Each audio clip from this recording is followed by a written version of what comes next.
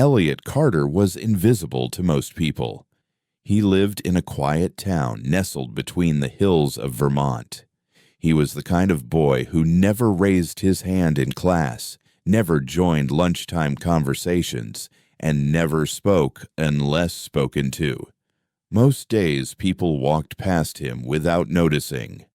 His classmates called him Ghost Boy or Mute Carter, and even the teachers had stopped expecting him to speak.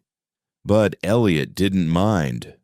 Silence had become his comfort, his shield. While the world moved loudly, he carved out a quiet space where he could breathe. What no one knew was that Elliot had a secret.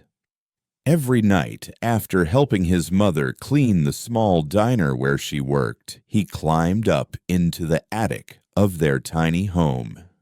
It was dusty and cold, filled with old boxes and forgotten furniture. But in one corner, wrapped in velvet cloth, rested his grandfather's old violin. Its wood was scratched, its strings slightly frayed, but to Elliot it was perfect. He had no teacher, no sheet music, no formal training. But he had emotion. He had silence, loneliness, and a longing to be understood.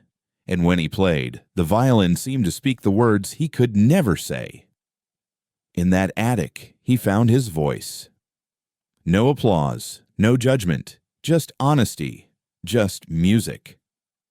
The hours he spent there became his escape, his therapy, his dream. One afternoon in early October, Elliot was walking home with his headphones in when something caught his eye.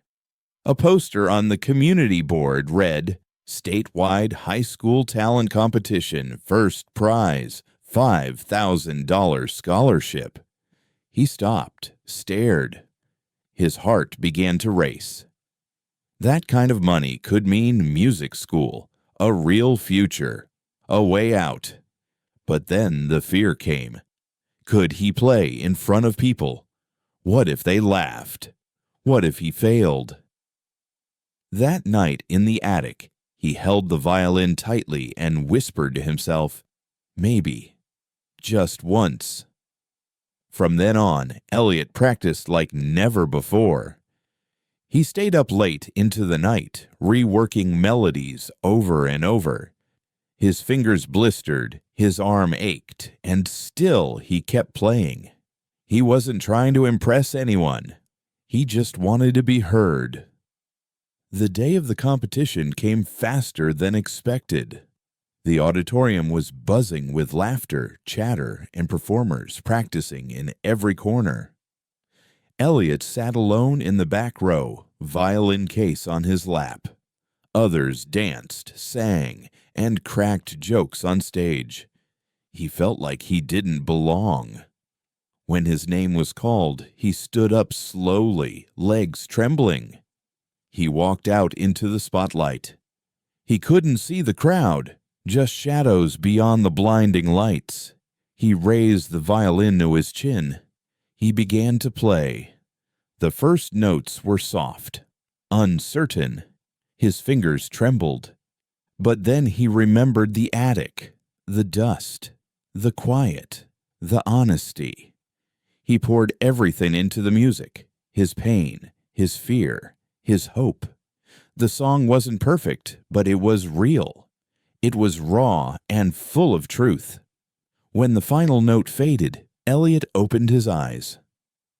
The auditorium was silent. Then came the applause. Soft at first, then louder. Then the crowd stood, a standing ovation. He blinked in disbelief. He bowed, heart racing. Something had changed. He hadn't just played a song. He had finally been heard. He didn't win first place, but he didn't care. The next morning, someone posted a video of his performance online. It spread quickly.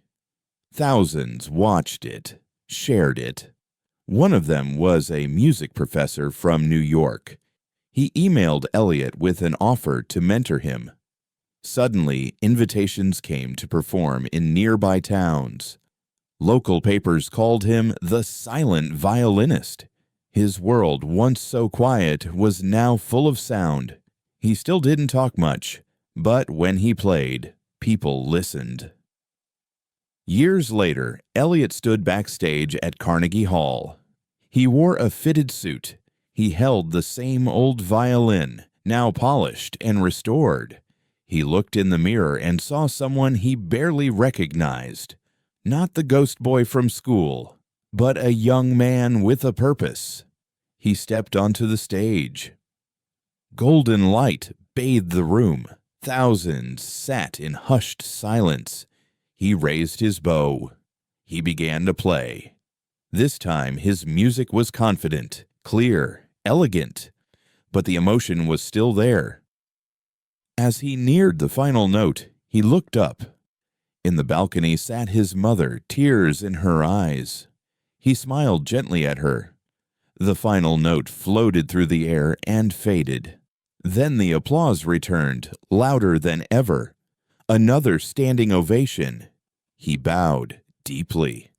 Thank you so much for watching. If you enjoyed this video, hit the like button and subscribe for more. Check out one of these videos next. You're going to love them. See you in the next one.